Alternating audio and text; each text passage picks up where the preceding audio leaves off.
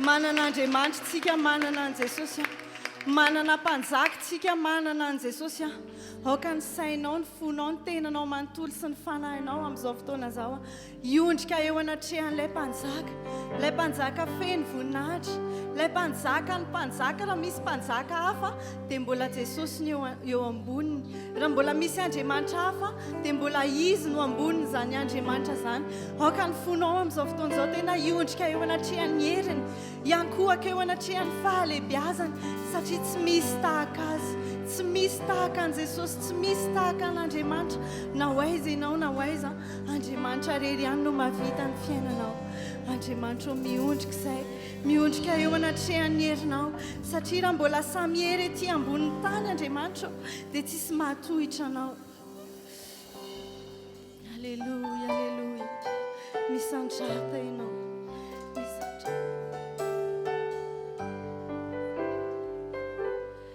Samy hery c'est fantasy Samy fa efa nahitako fanjakana sy fiandrianana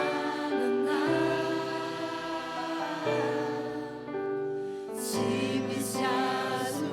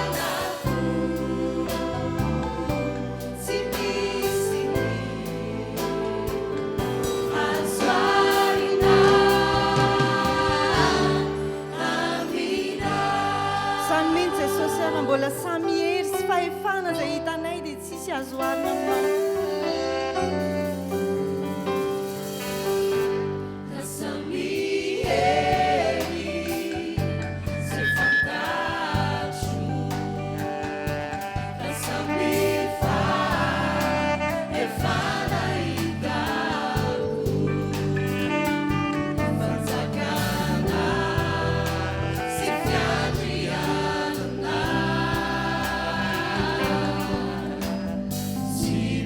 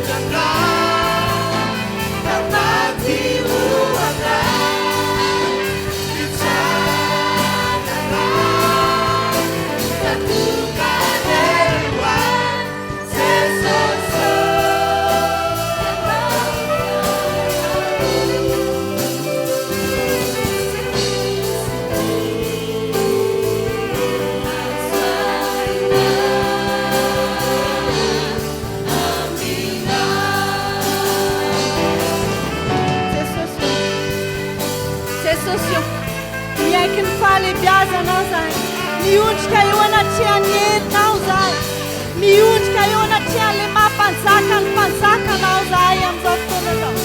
Aoka ny fonao tena vita hiondrika eo anatrehany Jesosy satria lehibe loatra izy, masina izy. Alleluia, alleluia. Tompo, miondrika zahay, miondrika eo anatrehanao zahay.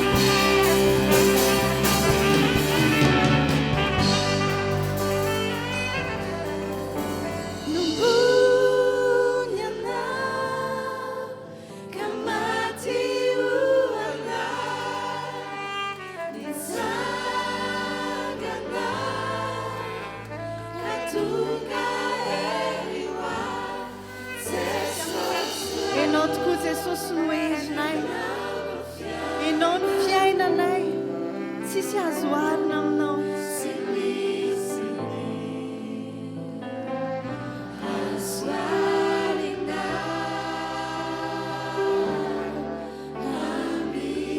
Ianao nanaiky nomboana teo amin'ny azo fijaliana, mankasitraka anao zahay, misaotra noho ny an'izany fitiavana lehibe naseho anao zahay. Satria tena dia mpanjaka ary ianao dia nanaiky ianao atao sorona ho anay. Misaotra raiko, misaotra raiko. Tonga heriwa Jesosy ianao no fiainako, sy misy azo arina.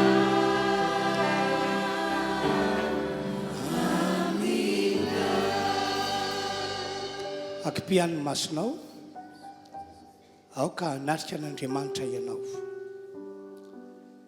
Manarika an'ity fotoam-pivavahana ity ny tompontsika.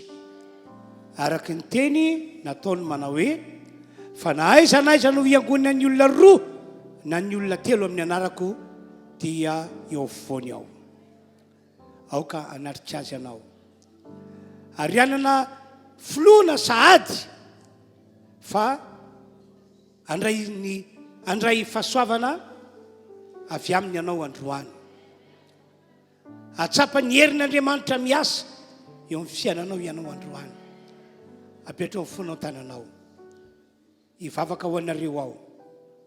Tompo-Andriamanitra, tonga eto reto vahoakanao reto mba nompoanao anome voninahitra ny anaranao. Koa dia mamindra fo aminy ianao Andriamanitra. Avy alao ny heloka vitany, avy alao ny fahatsony ka sasanao amin'ny rano Jesosy ilay nalatsaka teo ambony azo fijaliana izy.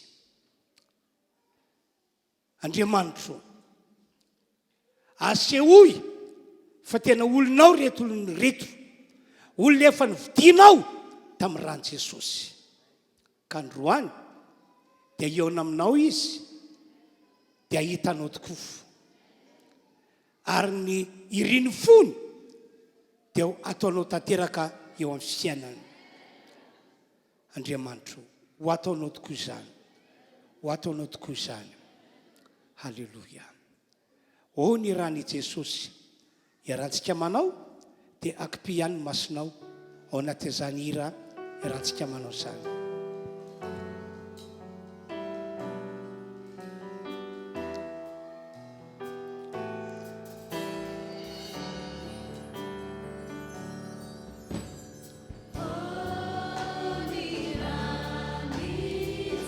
Atavy amin'ny fonao rehetra le hira.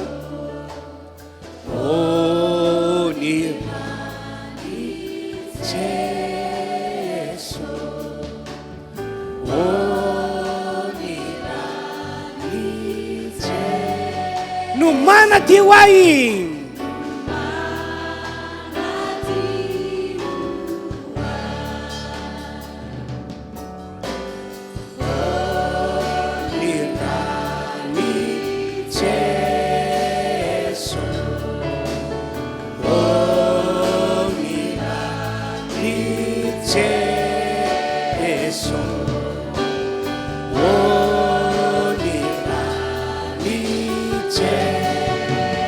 Mampandresy ahy.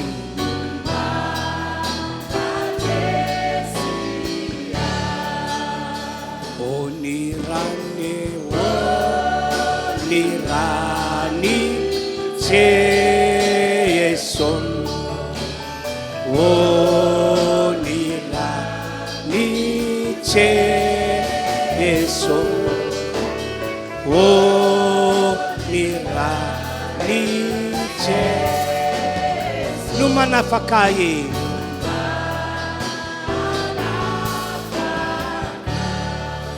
misaotra Andriamanitra fa raisina ho an-tanana tokoa ty fotoam-pivavahana androany ity. Anio dia aneo ny maha-Andriamanitra anao eo amin'ny fiainanay rehetra ianao. Ka rehefa misaraka eto izahay, rehefa vita ty fotoam-pivavahana ity, dia hitondra fahasoavana mody ny olonao isambatan'olona. Misaotra, misaotra, misaotra Andriamanitra. Amen. Maka toerantsika tompoko.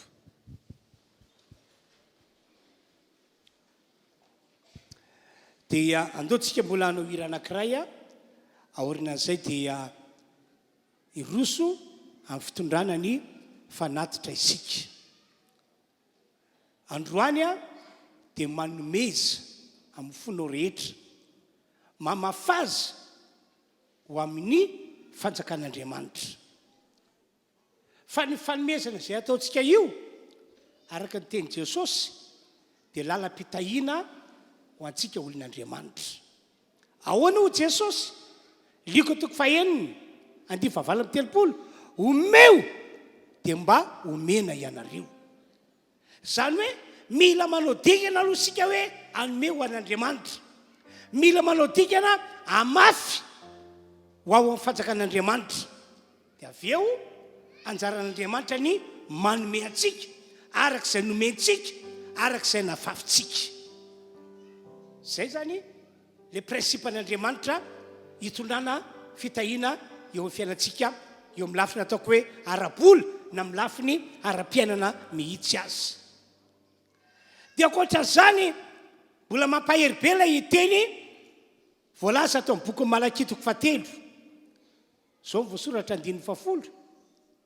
Entinareo ny ampahafolo-karena rehetra ao amin'ny trano firaketako.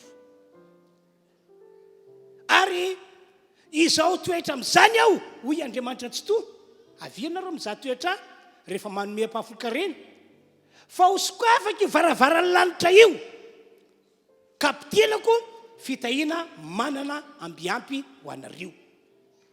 Zany hoe io lanitra io zany misy varavarana io, ary miankina amintsika piny tsika ho vahoaka an'Andriamanitra ny fisokafan'izy io na fikatoanan'izy io. Ka ny fitondrantsika ny ampafolony izay nitahin'Andriamanitra atsika dia anisan'ny lakile manokatra ny varavaran'ny lanitra.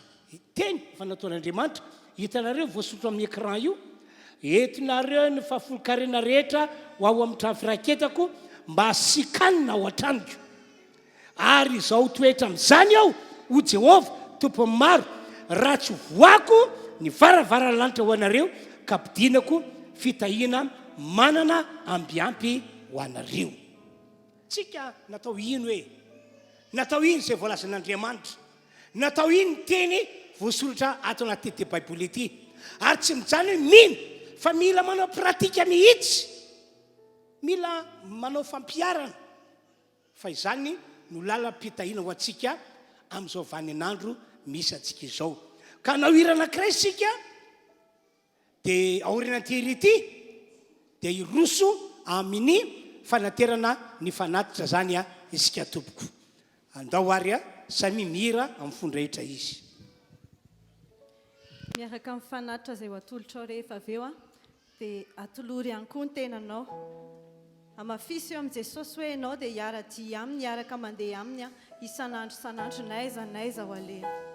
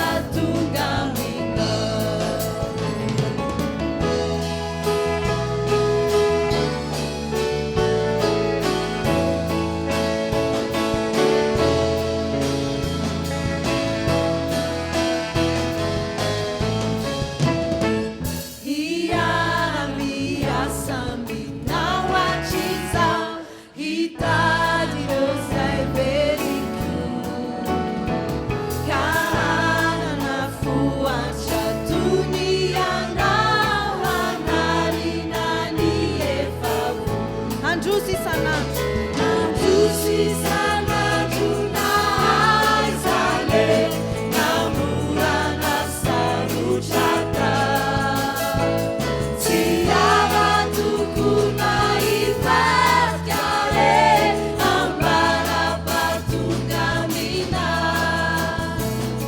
ambara-patongamina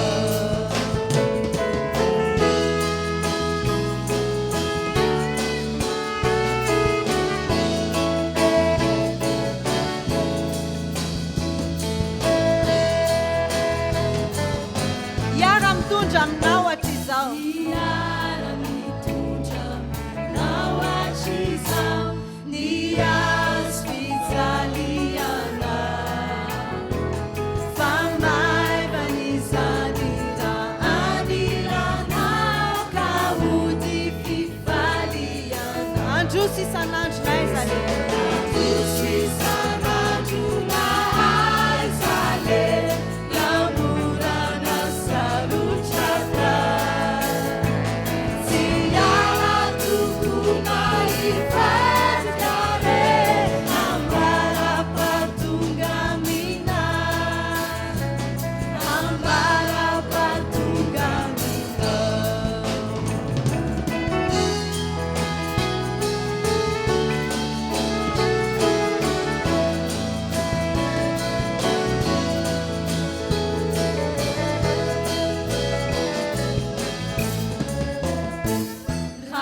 Hawa'indray tsy hoelaiana izao andao ny ety hiaraka aminy navotanao handovany lanitreny ho sambatra indrindra ho tretrika sabatry indrindra ho tretrikako hanatrika ny vavaka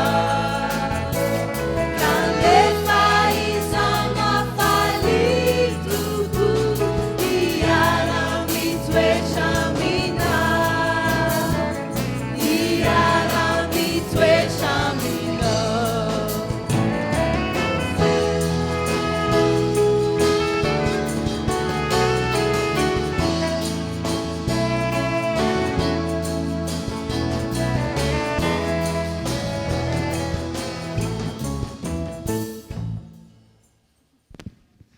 masotoerantsika tompoko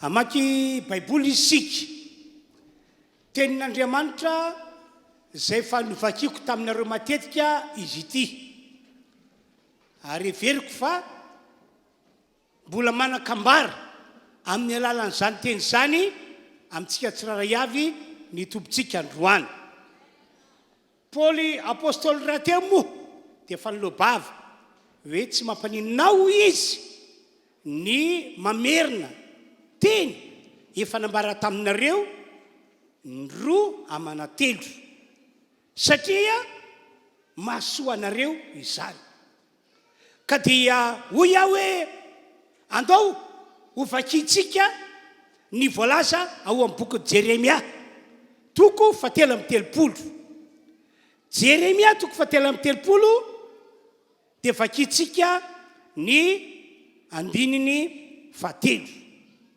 toy izao voasoratra ato amin'ny écran zany no amakiko azy antsoy aho dia valiko ianao ka mpisehoko zavatra lehibe sy sary-patarina zay tsy fantatrao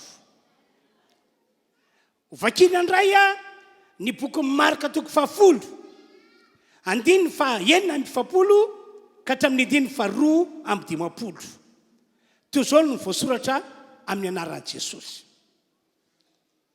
ary toka atao Jeriko Jesosy ary raha vao niala atao Jeriko Jesosy mba ny mpianana sy ny vahoaka betsaka dia nipetraka teo amoron-dalana Bartimeo jamba mpangataka zanaky Timeo ary noho nyreny fa injay Jesosy avy a Nazareta dia niantso izy ka nanao hoe ry Jesosy zanaky Davida ô mamindrafo amiko ary maro no teny mafy azy mbangina fa vao mainka niantsoantso izy ka nanao tao hoe ry zanaky Davida ô mamindrafo amiko ary jesosy ny janona dia nanao hoe antsoa ilay jamba ary ny olona ny antso azy ka nanao taminy hoe matoky mitsakany miantso anao izy dia nanary ny lambany izy ka niatsambotra nakeo amin'i jesosy ary jesosy namaly azy hoe inona ny tianao ataoko aminao ary ho ilay jamba taminy rabony eo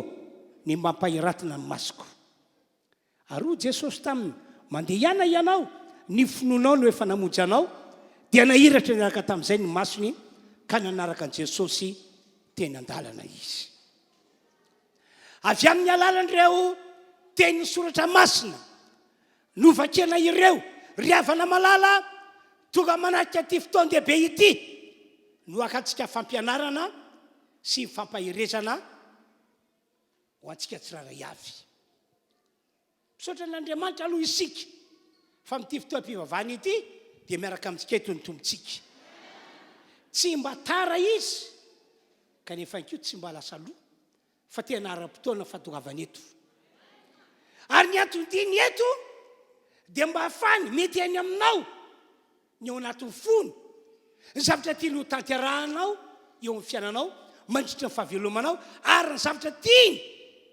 ho efainy sy ho tanterahany eo amin'ny fiainantsika mandritra ny fahavelomantsika eto izy androany vonina iaino azy ve anao vonina ny ngelatsofany amin'ny feony ve anao amen Andriamanitra tompo mitenena ianao fa vonina iainanao ny olonao rehetra amen amen ry havana malala manarika ty fotoana ity zao ny vaovao mafaly entiko aminareo tsiraray avy isambatan'olona ny Andriamanitra zay tompontsika ny Andriamanitra zay vavantsika dia Andriamanitra miaino ny vavaka ataontsika izy amen amen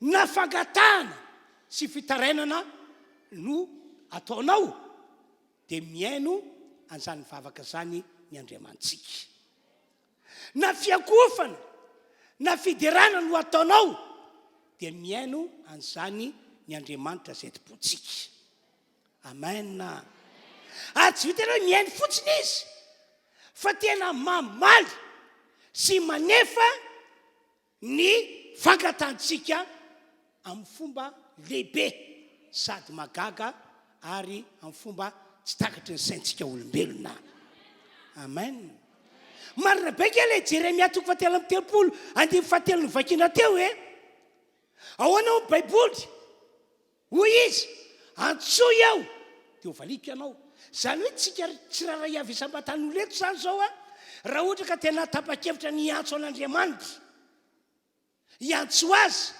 fa misy antony ilay efa-tsika fanampiana avany aminy dia zao ny tokony omeny antsoy aho fa ho valiko ianao tena vonina maly vavaka atsika izy amen amen ny voninahitra ny ho an'Andriamanitra irery any alleluia alleluia eto aho dia matsiaro ny tantaran'ny Daniela zay voalaza ato anaty ity baiboly ity tantaran'ny baiboly fa nandalo fotoan-tsarotra faran'izay mafy tena mafy Daniela tamin'izany fotoan'izany tena nandalo ady tena mankotrakotraka mihitsy Daniela tamin'izany fotoan'izany voalaza zany io boky Daniela 9 inona zavatra nitranga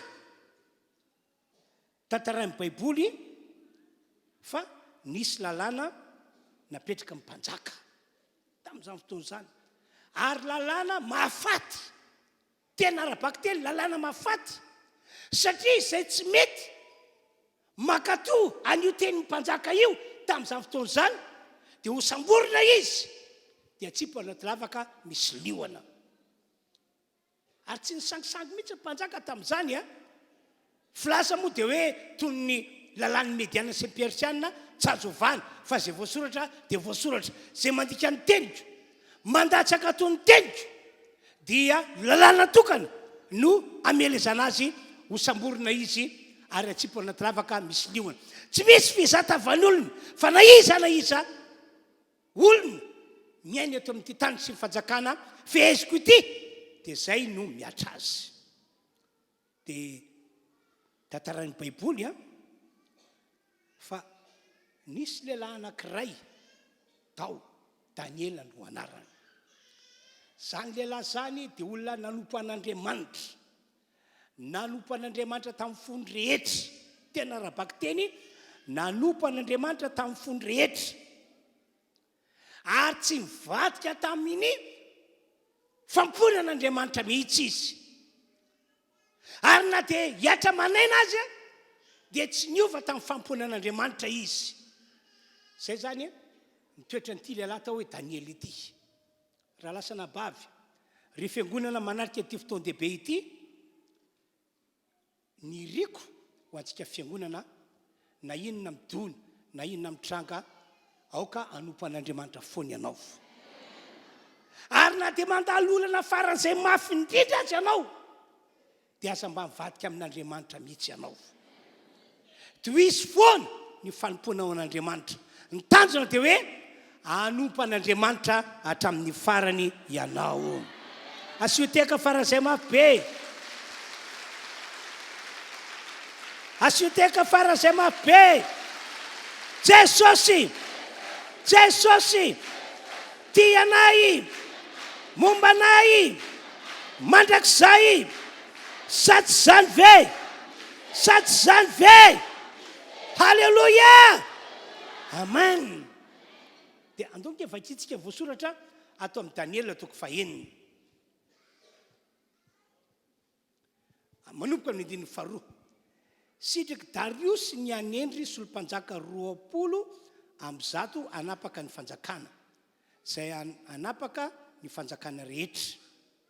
Koa tamin'ireo dia nisy komandy lehibe 3 lahy ary Daniela no anankiray tamin'ireo mba ilazany solompanjaka ny raharaha tsy afaty antoka amin'ny mpanjaka. Zany Daniela zany dia nihoatra noho ny komandy lehibe sy ny solompanjaka namany fa nanam-panahy endry izy ary ny mpanjaka mikasa nandratra azy ho lehibe amin'ny fanjakana rehetra. Koa ny komandy lehibe sy ny solompanjaka dia nitady zay hiampangany an'i Daniela ny amin'ny fanjakana, nefa tsy nahita zay hiampangany azy na zay tsinony akory ireo satria marina izy ka tsy nisy klema na tsiny hita teo aminy. Ka hoy ireo lehilahy ireo, tsy ho hitantsika zay hiampangatsika io Daniela io raha tsy amin'ny lalan'Andriamaniny no misy hitantsika hiampangana azy. Toizatsika ihany ny voasoratra. Dia somaritaka ny vory ho any am-panjaka ireo komandy lehibe sy solompanjaka ireo ary izao no nataony taminy. Ry Dariusa mpanjako, ho velona mandrakizay anay ianao. Ny komandy lehibe rehetra amin'ny fanjakana sy ny mpanapaka sy ny solompanjaka sy ny mpanotsaina sy ny gouvernoura dia ny mifanara-kevitra fa tokony anao lalàna sy didy mafy ianao ry mpanjaka ka nazovy no anao fangatana ato anatin'ny 30 andro na amin'Andriamanitra na amin'ny olona afa-tsy aminao ihany ry mpanjaka dia tsipy ao andavaka ny liona izy.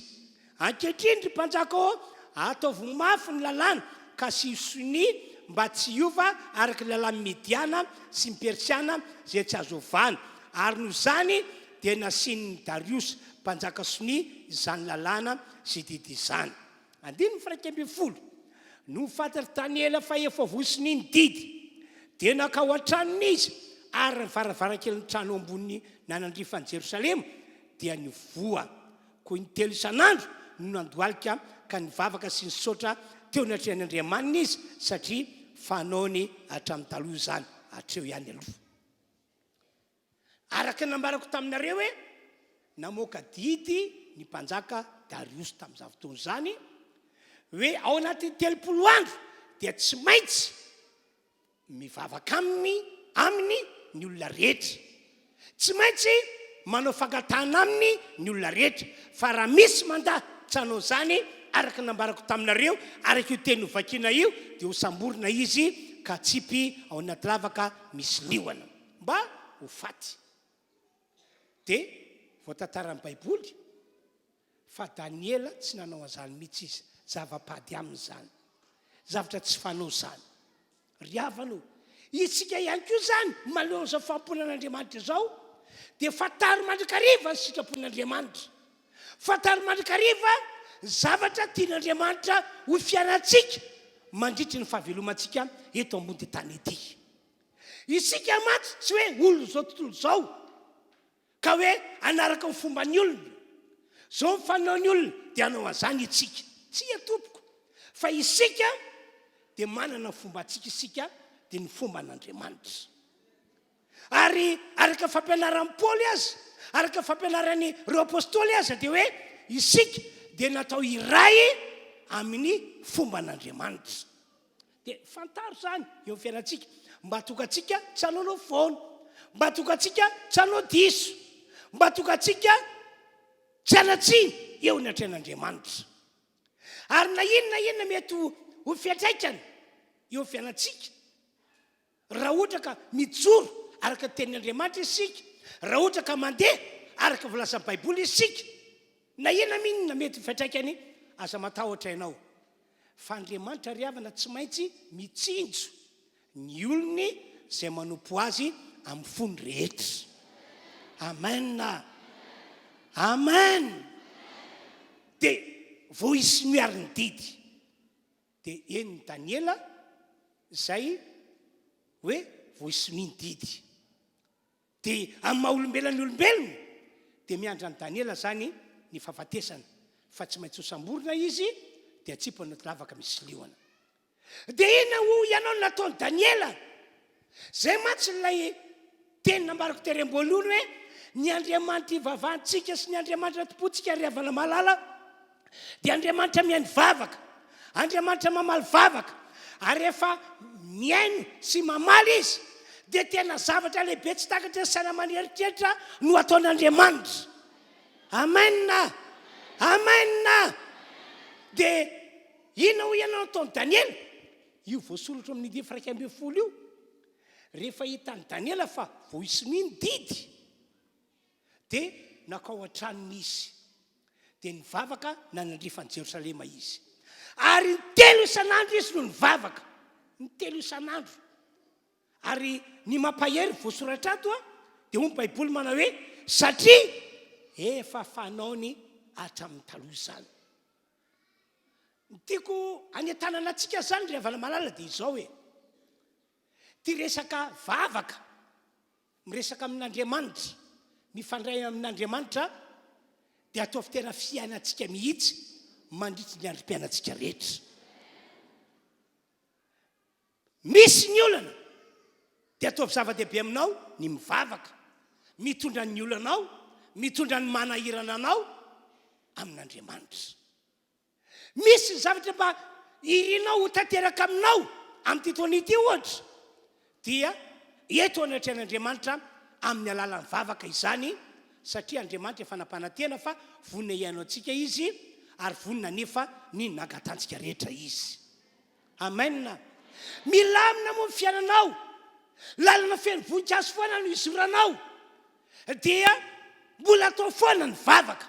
Ary ny vavaka mantsy tsy voatery hoe fangatahana foana no atao ao, tsy voatery hoe fitarainana foana no atao ao, tsy voatery hoe hitondra zavatra irinao amin'Andriamanitra foana no atao ao, fa ao anatin'ny vavaka dia afaka mideran'Andriamanitra ianao, afaka mitantara ny fahalebiazan'Andriamanitra ianao, afaka miresaka amin'Andriamanitra, misaotra azy ianao no sorehetra nataony taminao.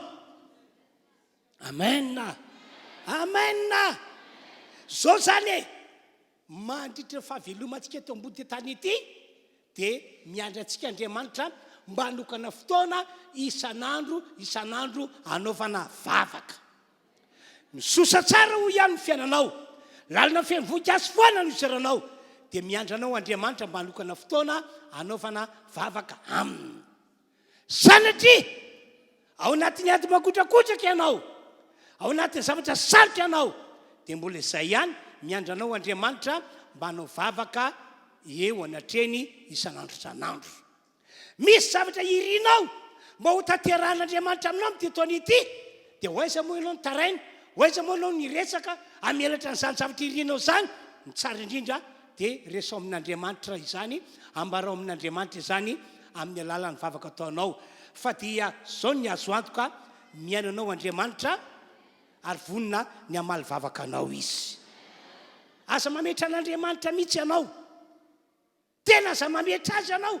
Tsy olombelona takatsika akory io Andriamanitra io, ka hoe raha tiany nangatahako ohatrany tsy possible, raha tiany etiko eo aminy ohatrany tsy azo antoka. Fa Andriamanitra n'Andriamanitra dia izy no mahay ny zavatra rehetra. Tsy efa henonareo ve le teny voalaza amin'ny boky Jeremia? Mazava be mihitsy le teny Jeremia 3:30-20. Indro zao no Jehovah Andriamanitra ny nofo rehetra, Andriamanitra zao rehetra zao, moa misy magaga zay tsy haiko fa zay matonga mampahery hoe aza mamitra an'Andriamanitra mihitsy ianao.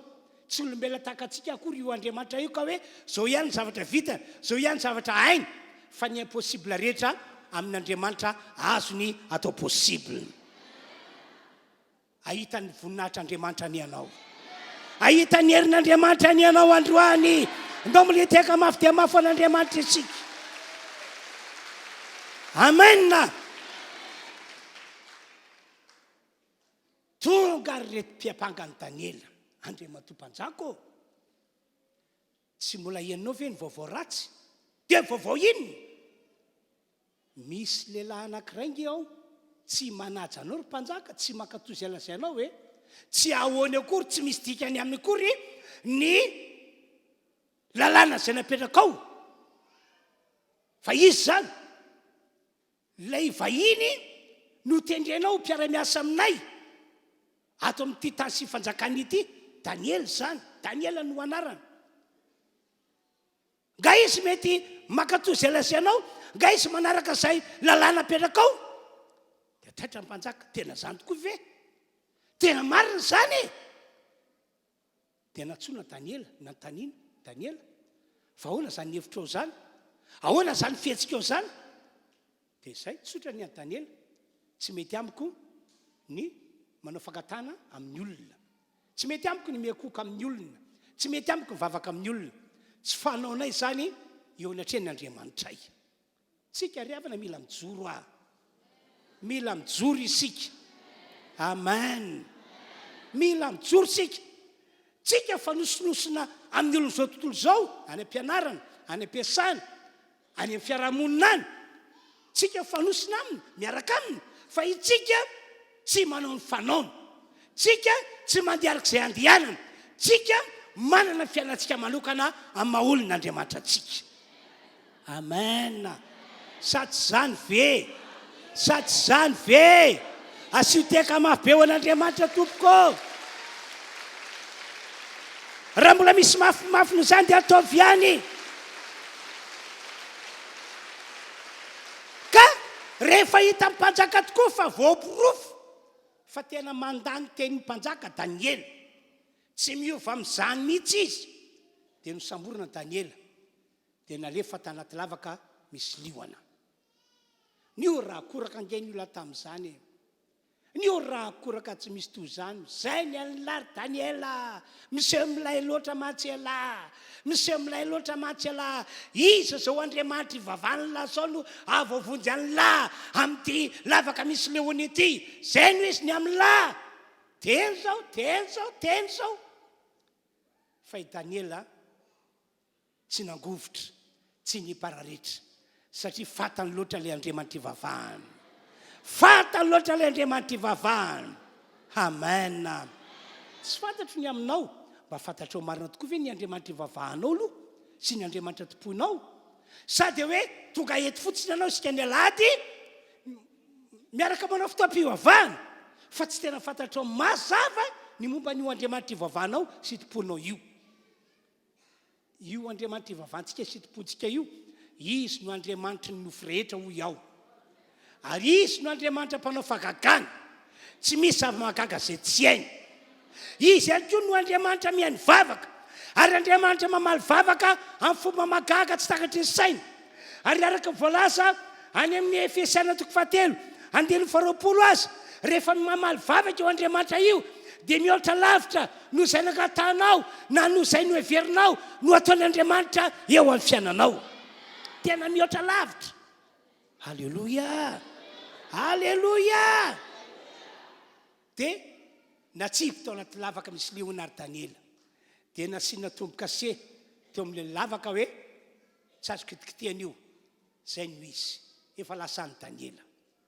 Dia lasa mpanjaka ny andeha nody. Izy nody iny tonga saina fa inona loatra raha angaty ny tena mahatonga Daniela tsy miova amin'ny heviny tena mahavovonjy azy marina tokoa ve zao Andriamanitra zao Andriamanitra ivavany setipony zao, ary tena mahavovonjy azy marina tokoa ka mamatoa tena tsy niontsina mihitsy izy ary tsy nanatahotra. Dia tany mpanjaka tany amin'ny lapa-panjakana tany tsy nisotro rano, tsy nihinan-kanina, nalahelo. Dia fanao moa tonga mitsoka mozika, mitsoka mozika eo amin'ny lapa-panjakana na janony zany, fa tena lasa saina be mihitsy izy ny amin'ny Daniela. Tena zany tokoa ve Daniela tena mahavovonjy azy zao Andriamanitra zao. Rehefa tonga ny maraina dia niala tao an-trano ny mpanjaka nakany amin'ilay lavaka misy liona. Dia teo am-bavalavaka teo izy niatso. Ry Danielo, mofeny namonjy anao ny Andriamanitra ao sa ahoana? Tampoka tsy napoziny. Andriamanitra mpanjaka ao, hoela velona anay ianao, namonjy any Andriamanitra ka tsy afaka nandratra liliona. Halleluia. Taitra ny mpanjaka. Daniela, ianao ihany fa izany. Eny Andriamanitra mpanjaka ao, tsy navita nanao na inona tamiko ny liona, fa ny Andriamanitra namonjy ahy, naniraka ny anjeliny mba hanakombona ny vavany liona. Avianareo ty, fa misinina. Sokoafy vavalavaka io, fa tsy nohan'ny liona Daniela. Ampiakaro aingana izy. Amen. Amin'ny anaran'i Jesosy. Eny vavaka ataonao tahaka ny ainon'Andriamanitra ny Daniela ny Andriamanitra. Amaly vavaka anao ny fomba mahagagana izy. Ka na inona zavatra nirinao ho ataon'Andriamanitra aminao amin'ity taona ity, amin'ny anaran'i Jesosy ho efan'Andriamanitra izany, ho tanterahany izany. Amen. Iny na dia zavatra farany izay tena hoe lehibe indrindra azy no nirinao ka nentinao tamin'Andriamanitra tamin'ity taona 2022 ity, zao no tena votsotro aminareo. Ho ataon'Andriamanitra aminao izany. Ho ataon'Andriamanitra aminao izany. Amen. Ary entre parenthèse, rehefa nahazo an'ilay valim-bavaka ianao, nahazo an'ilay zavatra nirinao ianao, aza miavinavina, aza mirere, aza mihevitra ny tenanao hoe tsara noho ny hafa ianao, na hoe mendrika noho ny hafa. Tsia, fa dia hoe fahasoavana no ny hainon'Andriamanitra anao rehefa nivavaka ianao, ary noho ny fahasoavany no namaliny anao. Amen. Amen. Amen.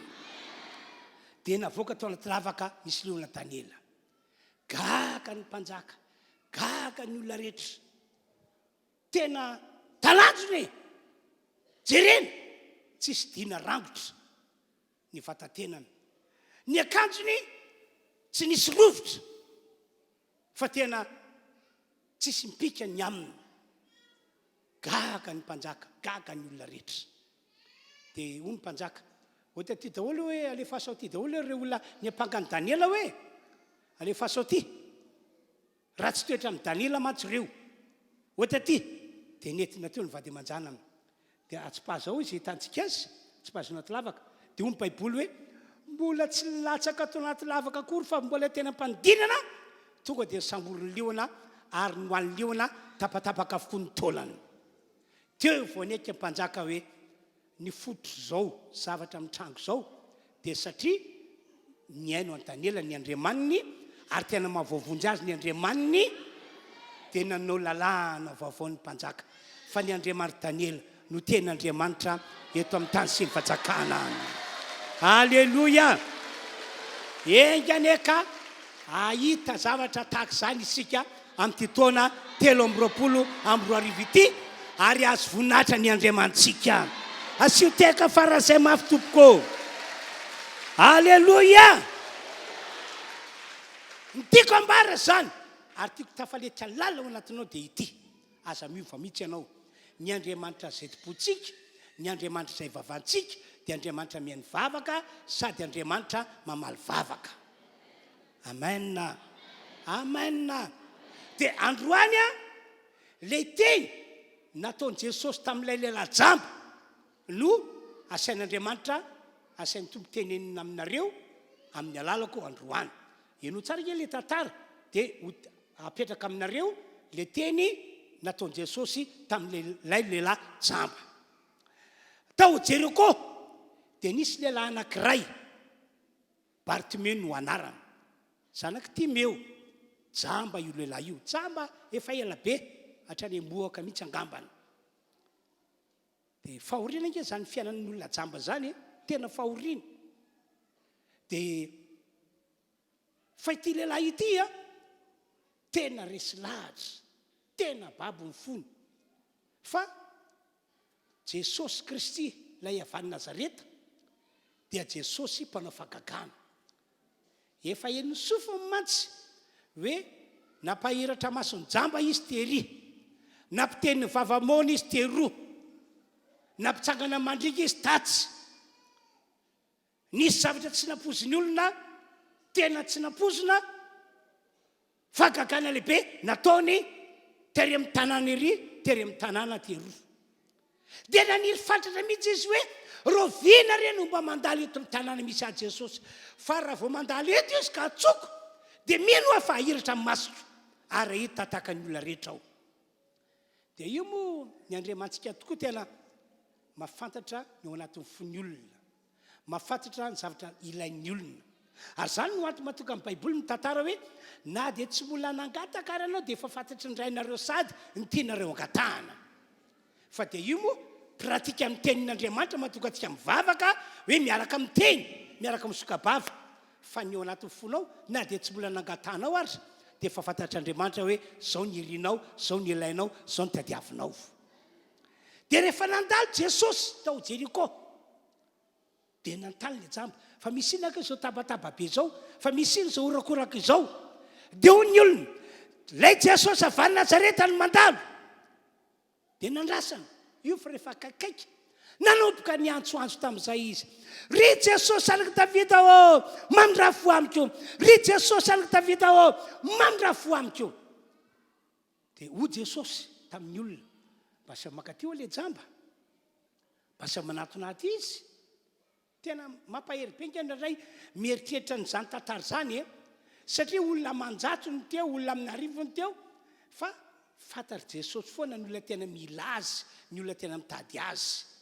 Amintsika be dehibe tonga eto zao dia fantar Jesosy hoe ianao le tena lina ny aminy, ianao le tena mitady azy, ianao le tena mila ny heriny, mila ny fahagagana.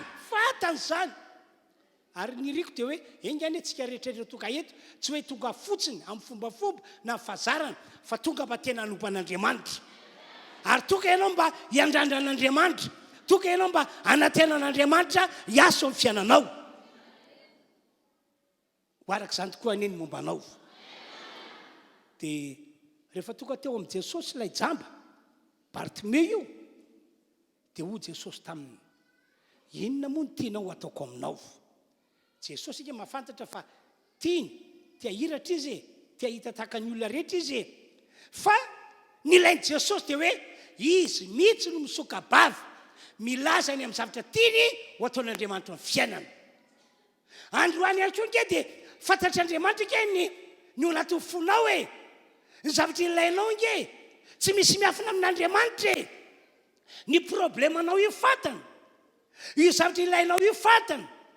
Fa isainy izao mila ampiarina, mila katoavana tenin'Andriamanitra hoe antsoy aho dia ho valiko ianao.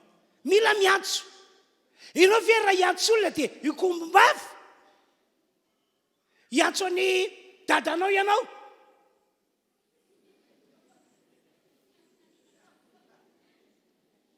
angambany tsy zany fa ry iantso azy eo satria mila azy dia dada mila misokabavy ianao dia fa inona ny tadiavin'ny lahy lany ny kaheko dada tsy manana frais ohatena mianatra tsony a dada mila misokabavy ianao mila miteny ianao averiko indray hoe raha ny eo anatin'ny fonao tsy mbola miteny akory azy ianao dia efa fantatr'Andriamanitra zany efa fantany zany fa misy ireo teny marobe ao anaty baiboly ilay anampiariny toy ny hoe antsoy aho dia valiko ianao mila miantso an'Andriamanitra ianao mila miteny amin'Andriamanitra ianao milaza ny ao am-ponao milaza zavatra irenao milaza ireo zavatra manjoanao fa efa nampananten'Andriamanitra fa hovaliany ianao dia o Jesosy inona ary ny tena ho ataoko aminao e so dia iova hevitra ty lehilahy ity hoe meo vola be a so dia izay ny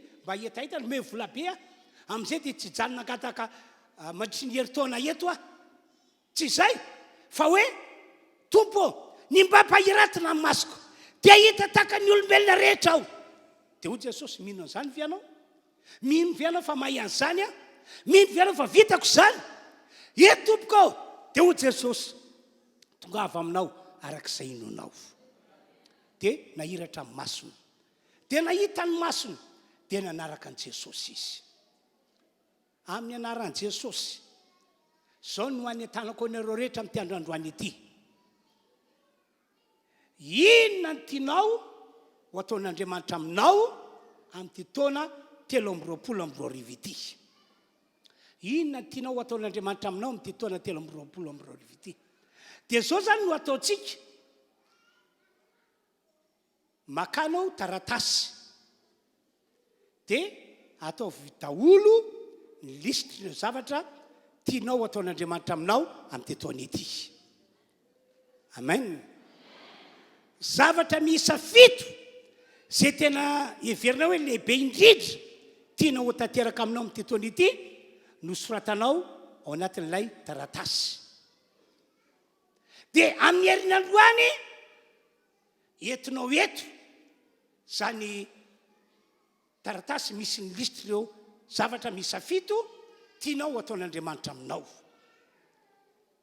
dia hivavaka ho anareo aho amin'ny herinandroany amenna ary matoky tena matoky fa hiaino ahy Andriamanitra eny hiaino anareo eny koa izy ary dia ho tantarany aminareo ireo zavatra rehetra miisa 7 tianao ho ataon'Andriamanitra aminao amen amen fanao ny olona zay manompo an'Andriamanitra ke zany ny hitako zao a atao amin'ny mpanjaka fahafiry izy iny mpanjaka faharoa 9:20 ohatra eo amin'ny 9:20 dia mitantara ny baiboly fa nahazo taratasy fandrahonana Ezekia taratasy fandrahonana avany amin'ny Sankiriba fahavalony dia tena naporitra Ezekia tena eny mihitsy tena enjany zany ahoana no ataoko afako miaro teny na afako manohatra any Sankiriba sy miaramilana dia satria nino an'Andriamanina izy fa ny Andriamanina izay vavany dia mihainy vavaka sady mamaly vavaka ary afaka manefa an'izany fangatana zany amin'ny fomba magaga noho izany dia lasa nalainy ilay taratasy misy ilay fandrahonana dia nientiny nakao an-tranon'Andriamanitra andao ke vakitsika voasoratra 9:20 dia niraisy ny Ezekia tamin'ny tanany iraka ny taratasy ka novakiny dia avy eo dia niakatra nakao an-trano Jehova izy ka namelatra iny teo anatreny Jehova dia 9:20 ary Ezekia nivavaka teo anatreny Jehova nanao hoe tsy toizantsika zany a lay tombavaka Ezekia dia rehefa nanao an'izany Ezekia tamin'ny fony rehetra na rana finoana dia inona hoe ianao no zavatra nitranga ny aino any Ezekia Andriamanitra ary dia nampitondra faminaniana anisaia nampitondra faminaniana anisaia mpaminany Andriamanitra hoe zao ny lazainao amin'ny Ezekia ho valiny vavaka zay nataony tamiko ho valin'ilay fitarainana zay nataony tamiko atena tsy takatra ny saina fa tena nanao zavatra lehibe tsy takatra ny saina maneritreritra mihitsy Andriamanitra tamin'izany fotoana izany satria inona nataon'Andriamanitra andoko efa kitsika ny ato amin'ny mpanjaka faharotoko fa 70 ary andefadeo amin'ny 30 ary tamin'ny alin'io dia avy lainjelin'i Jehovah ka namely olona 5,000 alina sy rahetsy tao atobon'ny Asiriana ary no maraina koa vao ny fo olona dia hita fa indreo efa maty avokoa ireo dia niaingy Sakeriba mpanjakan'izy ry ka lasa nody ary nitoetra tany Ninive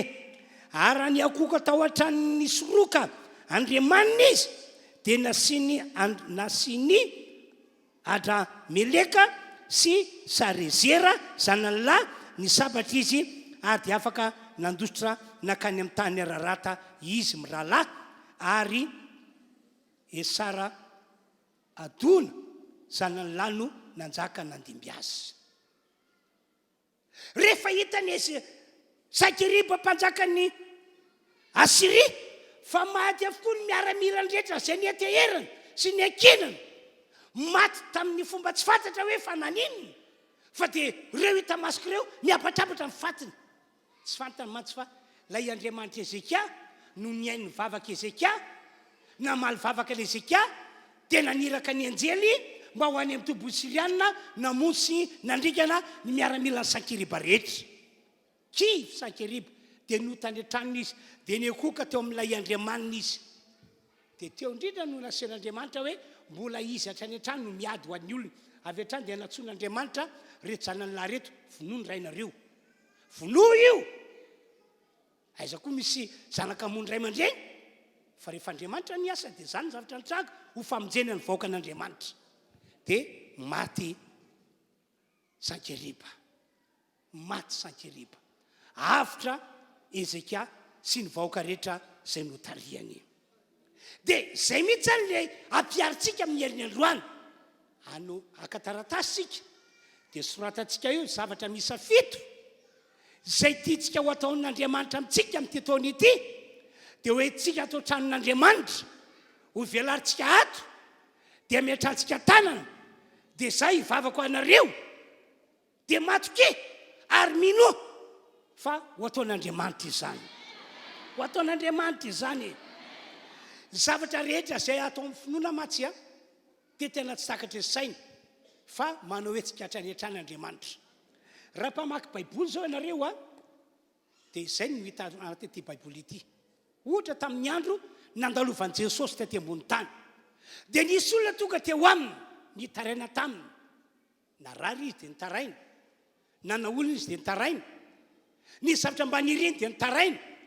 dia zao mandrakariva ny teny nataon'i Jesosy tongava aminao arak'izay inonao tongava aminao arak'izay inonao satria mihinanao dia ho Jesosy mamototra teny tongava aminao ary zany ho tanteraka aminao ane zany dia tena tanteraka rahabaky teny ary natany alobe tany azy zavatra rehetra zay narana finoana dia tonga fagagana tonga zavatra mahatalanjona any ohatra anankiray tonga teo anoloan'ny mandan'i Jeriko ny zanak'Israely tamin'izany fotoana izany zay notarian'ny Josoa tsy maintsy mamaky vaky an'io mandan'i Jeriko na ny tanàna Jeriko io anefa ry zareo voatokany amin'ilay tany tondradrony sy tantely tamin'izany fotoana izany anefa Jeriko dia voadidina manda matevina be sady avo be dia tena verevitra ry zareo ahoana no ataontsika fa voadidina manda ny tanàna Jeriko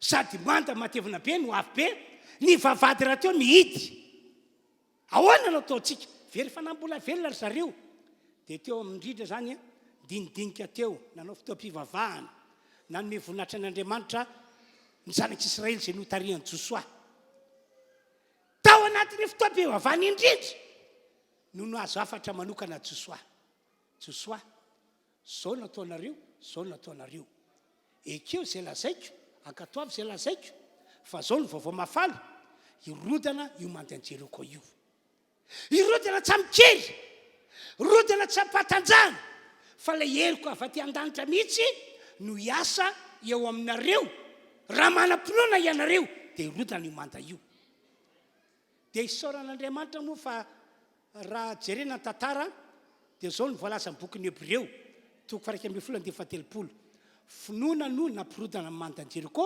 rehefa nodidinina nandritry ny 7 andro finoana no nampirodana amin'ny mandanjeriko tsy hoe tamikery na tamitanjaka na tamin'ny angovo no nampirodana mandanjeriko fa le finoana nanan'izy ireo zany hoe nino an'Andriamanitra Josoa sy ny zanak'Israely rehetra nino ny teny nataon'Andriamanitra ho tsy maintsy tanteraka Josoa sy zanak'Israely rehetra ary tsy vitan'io nino fotsiny fa nankatoaviny zay nasain'Andriamanitra nataony ny ekeny zay nasain'Andriamanitra nataony ka rehefa hitan'Andriamanitra fa nandeha arak'izany izy ireo tamin'ny finoana dia nitrantsehatra nandrodana ny mandanjeriko mba ahafahan'ny zanak'Israely mamakivaky ny tanàna ka anohendiny ho any amin'ilay tany tondra-drozy tantely dia zay mihitsy zany le tena angatan'Andriamanitra amintsika androany hoe manana finoana ianao ary miprofo zany zao fa mino ianao dia anao lisitra tokoa ianao manomboka androany anao lisitra ny amin'ireo zavatra irianao mba ho ataon'Andriamanitra aminao misafito izy ireo ny atao hoe manam-pinoana ianao ho tonga eto ianao miaraka amin'ilay lisitra ary manomboka androany efa metanetana ny fonao hoe tsy androko izay tokavana amin'ny herinandroany ny pastera koa moa nataony hoe amin'ny herinandroany fa maninona ary tsy ataony ara-pitsy dia ho avy eto fa dia izay zany fotoran'Andriamanitra amin'ny herinandroantsika miona manana faretany amataona maro ary ianao niaritra zay herinandro venaka tan'Andriamanitra aminao dia tsy andronao ve zay rehetra tonga eto amin'ny herinandroany miaraka amin'ilay lisitra raha riko sosahady izy fa hita ny herin'Andriamanitra miasa ahita ny voninahitr'Andriamanitra ho tanteraka amin'izay manao mainina mafy be zany asioteka fara zay mafy tompoko za ohatra ny an-trano moa ny teny nataon'i Jesosy Jaona toko faraika amby folo 17 tsy voalazako fa raha ino ianao ty ho tanao voninahitran'Andriamanitra ary efa voaporofo zany tamin'ny tantaran'i Daniela zay nambarako taminareo teo tao amin'ny finoana zay natogasy ny vavaka foana na dia nandalo olana sy ady fara zay mangotraka ary izy dia tsy niova mihitsy ny finoana fa dia nitoy foana ny vavaka dia zay hitanareo reny ny zavatra nitranga namonjy azy Andriamanitra dia takizany iako hoe izay ny finoana natogazy nitondra ilay taratasy misy fandrahonana nakao an-tranon'Andriamanitra dia novakiny teo mason'Andriamanitra averiko indray tsy voalazako va ho Jesosy fa raha ino anao dia ho hitanao voninahitr'Andriamanitra amen ny teniko farany nefa dia ity ary veriko fa tena lehibe ity aza manota intsony ianao sa tsy zany ve ary raha ohatra ka natsapa tena anao hoe nanota tamin'Andriamanitra tsy nety nataonao tatsy na tsy nety nataonao teo roa na nitoeponao tsy nifanaraka tamin'ilay fampianarana Kristy ny fampianarana Kristy matsia amin'ny karazana ohatra hoe aoka adio fo ianao dia mamela heloka ka na inona zavatra ratsy nataon'olona taminao dia zay foana takiany baiboly zay ny takiany Kristy aoka madio am-po ianao ary mamela heloka ohatra anankiray zany dia zay mihitsy ilay izy hoe tsy manota ianao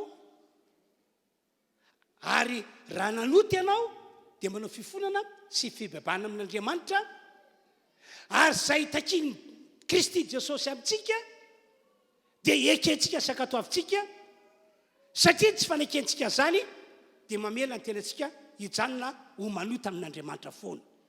Dio vofonao avy alo eloka ny olona na nisy ratsy anao, avy alo ny tantara lasa ho tantara lasa any, aferany nisy Andriamanitra izany fa ny anao dia manao zay takiny Kristy aminao. Amen. Ny fahotana matsy araka ny faminaniana nampitondrain'Andriamanitra ny Isaia mpaminany, Isaia 9:2 dia eloka mampisaraka antsika amin'Andriamanitra. Fahotana mampiafina tavan'Andriamanitra amintsika ka mahatonga azy tsy meny vavaka ataon'le olona ary tsy mamaly ny vavaka ataon'le olona, mahatonga azy tsy manatsotra ny tanany mba hamonjy an'le olona, na dia kristianina ary le olona na dia olon'Andriamanitra ary le olona. Ka zay zany ny afatra lehibe aza monota intsony ianao. Manao fa fifonana sy fibebahana tamin'ireo ota nataonao. Dia mandehana araka fampianaran'ny Kristy ianao toy ny hoe manadio fo, mamela eloka. Amen.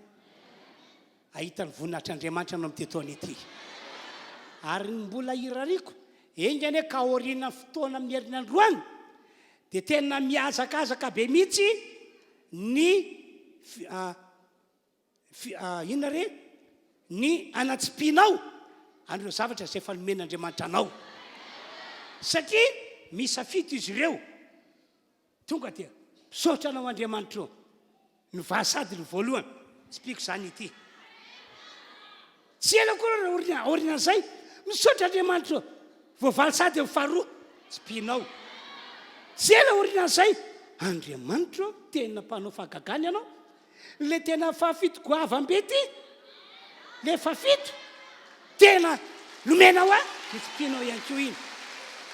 Mandra-patoka farany taona voatsipika daholo izy rehetra. Dia amin'ny farany taona anokana fotoana spesialy tsika, fotoana fanehoantsika fisaorana tsy mbola izy toy zany hatramin'izay nampino kristianina atsika. Tena anao fisaorana lehibe an'Andriamanitra isika. Araka ilay teny nataon'ny Davida manao hoe misaorana Jehovah ry fanahiko ary zay rehetra atao anatiko, misaorana na ranomasina, misaorana Jehovah ry fanahiko ary aza misy adinoana amin'ny fitahiany rehetra. Zay Salamo 3:1 sy 2 zay no ampiarintsika amin'ny farany taona. Amen. Dia fa io manamialoha ihany koa tsika ho anareo izay nahazo ny valim-bavaka rehetra. Araka teny nataon'i Davida hoe inona no havaliko a Jehovah no soretra nataony tamiko, hitondra fanatim-pisaorana ao an-tranon'Andriamanitra. Amin'ny volana desambra zany hanao izay fotoana dehibe zay tsika. Ataoko hoe azonao atoato le izy, dia io zany mba fotoana resantsika saina anaovana fisaoran'Andriamanitra. Afaka roa volana voarainao le valim-bavaka, dia io ihany koa ny andro resantsika saina anaovantsika fisaorana an'Andriamanitra. Amen.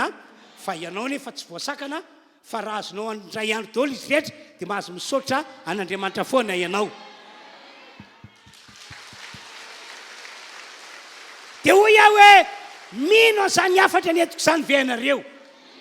Iza aminareo mino an'izany? Arao tehaka mafy be, orakoraka mafy be. Jesosy, Jesosy tia anay, momba anay, mandrakizay, sa tsy zany ve? Alleluia.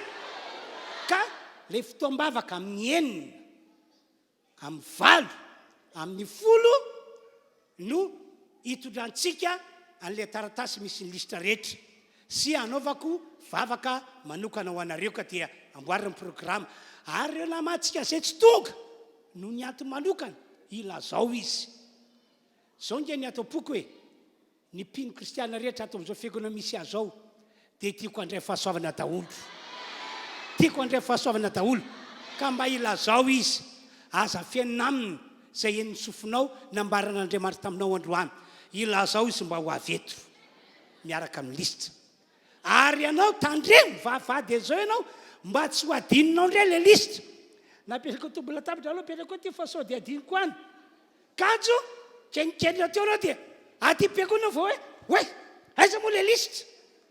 dia menimena amin'ny zanakao nareo koa tena nampitabataba atao nampikotana saika zao adiko mbola tabatra ao le izy inona zany no ataoko dia ianao menimenina tonga dia homany meloha ao anatin'ny baibolinao ao anatin'le poketra foentinao mandeha tonga dia apetraka ao a mba tsy ho adininao le izy andeotsika hivavaka amin'izao fotoana izao hisaotra n'Andriamanitra ny amin'izany fitiavany lehibe antsika izany noho ny an' Jesosy matsy zay efa ninotsika zay efa niraisitsika ary noho ny ataonantsika dia ataon'Andriamanitra mendrika ny hoenona vavaka ianao mendrika ny hovaliana vavaka ianao ary dia hisaotra n'Andriamanitra isika ny amin'ny programany zay ho ataony amintsika amin'ny taona 320 ity apetrao eo amin'ny fonao tananao dia andao hivavaka dahotsika rehetra ny mpidera rehetra mahazo mandroso tompoko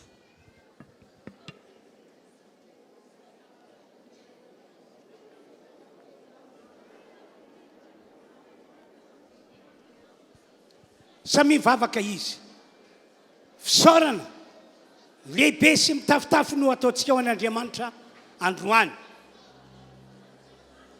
ny amin'izay fahasoavana lehibe efa nomanin'Andriamanitra ho antsika izay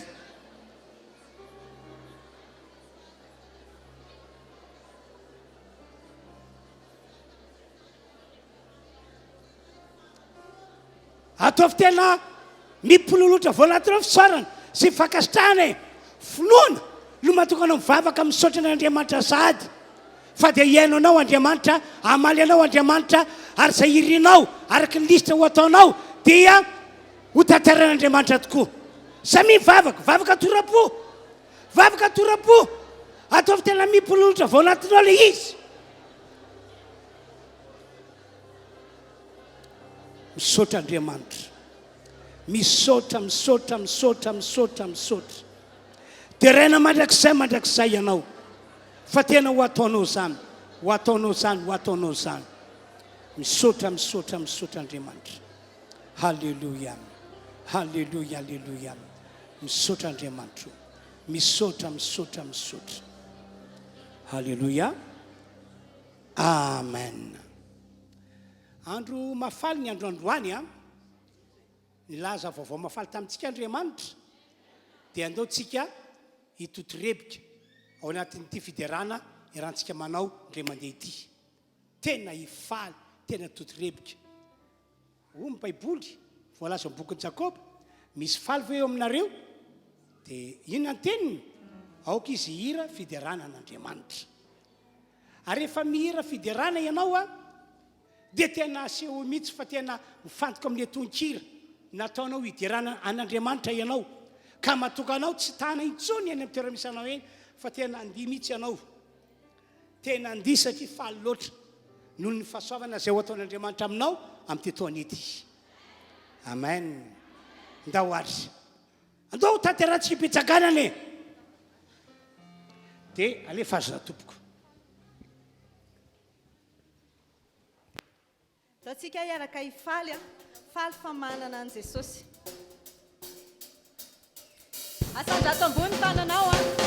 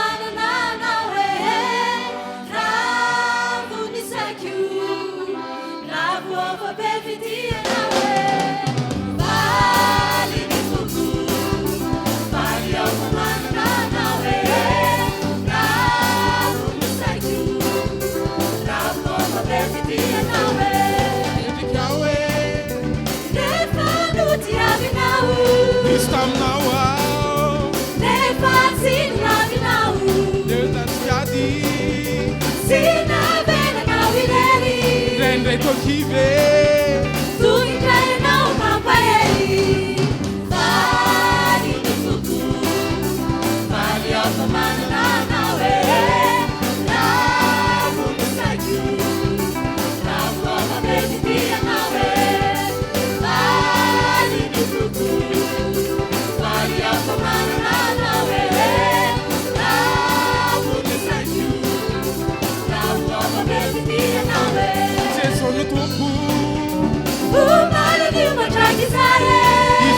vavaka izy lay mahery izy no tsy miova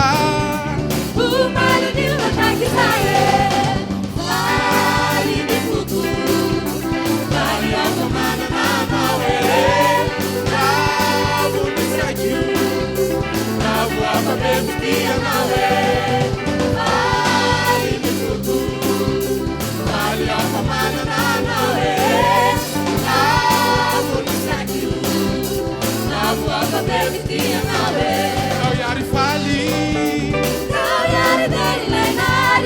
tao iravoravo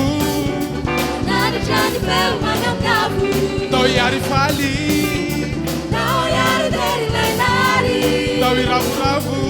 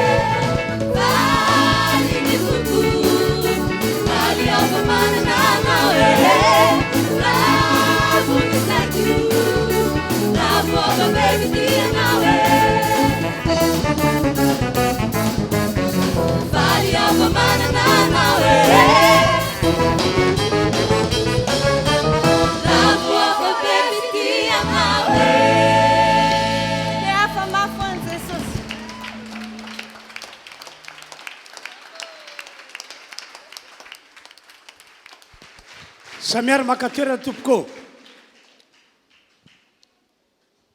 dao itsika hivavaka sotran'Andriamanitra aloha ny amin'izay fitondrany sy fitantanany antsika tamin'ity androany ity aondreny lohanao tompo Andriamanitra tsy tofo la izy hatr'izay ko mandrakizay misaotra sy mankasitraka anao zahay ny amin'ny fitiavanao ny olonao rehetra tsy misy avahana na reo olonao fahiny na reo olonao tateoriana no ny finoana an Jesosy Kristy zanakao misaotra ny fitiavanao anay misaotra ny amin'ireo zavatra nampanantenanao anay ho tanterahanao eo amin'ny fiainanay amin'ity taona 2022 ity misaotra satria ho avanao tokoa zahay amin'ny olona rehetra velona eto ambony tany ity ho amarinao tokoa ilay hoe ho hitanareo tsy fitoviany marina sy ny tsy marina ny manompo sy ny tsy manompo ho avanao tokoa izany ireo zavatra irinay entinay hoanatrehanao amin'ny herinandroany isaoranay sady Andriamanitra fa ho ataonao tanterako amin'ny fiainanay izany misaotra tompo misaotra andeha hody ny fiangonanao androany dia ho fianao faliana eny am-pandehanana izy entanentana ny fony ravoravo sahady izy ary tonga olona mino fa ndray tena ndray ny rano Jesosy ane ho fiarovanao anay rehetra ka na inona mety zavatra ataony devoly tsy ho vozongozony izany zahay misaotra Andriamanitra halleloia amen teo hiteka mafantompo dia takizao zany filazana amin'ny herin'ny androany ny mpiandraikitra rehetra samy mifampilaza fa tsy amin'ny herin'androany amin'ny zoma ho avy zao zomafa fito am'roapolo volana janoary dia isy vavaka fieretatory ho tanterana eto vavaka fieretatory ho tanterana eto mila tonga zany mpiandraikitra rehetra samy fampilaza samy fampitoana ianareo dia fanampizay a efa nambarako teo aloha ihany ity ho anareo zany a tokony ianana le kopin'ilay tsodrano lehibe nataonay ho anareo tamin'ny fahavalon'ny volana janoary lasa teo mila manana zany ianareo ny fanananao an'izany dia tena pirofo anankiray fa tena mino anao ary miandrandra fahatanterany reny tsodrano ny tsofanerano ho anareo reny dia ariariana ry zany a no maky ianao pejy anankiroa le izy a dia manjato izy roa dia ankoatran'izay a misy andreo mpiara-mamaky baiboly misy telo lahy izy reo sa efatra amin'ny rahalahy tonga ao zany a mitondra boky a mitondra zavatra ny vokarin'ny mpiara-maky amin'ny baiboly a misy karazany izy ireo mba mandehana mitsidika kely eo anao manontany inona ny azonao atao na fandrisanjara ho ataonao zany ao dia manatona azo ireo ao ianao fa mahasoa antsika zany mety tampoka ho ianao ny androany eny dia tsy haiko moa ny amin'ny heriny na mbola ho avy io zareo na tsy ho avy aloha fa dia zay ny filazana apetrako amintsika rehetra tompoko dia mirary ny fahasoavan'Andriamanitra lehibe ho antsika dia zao tsika miteny zao amin'ny 12 fivoriana faharoa fotoam-bavaka faharoa ho atrentsika na ho ianao le amin'ny roa ora no atrehako iaraka amin'ny mpanompon'Andriamanitra pasteur Jean-Claude isika androany tolakandro zay zany tompoka dia ny voninahitra ny ho an'Andriamanitra nao hira farantsika dia vao vita ny hira dia afaka mivoaka ny trano ianareo voaka ty tsy voaketsy a fa le olany vela zany no miditra avy eo zay zany tompoka samy tain'Andriamanitra daholontsika rehetra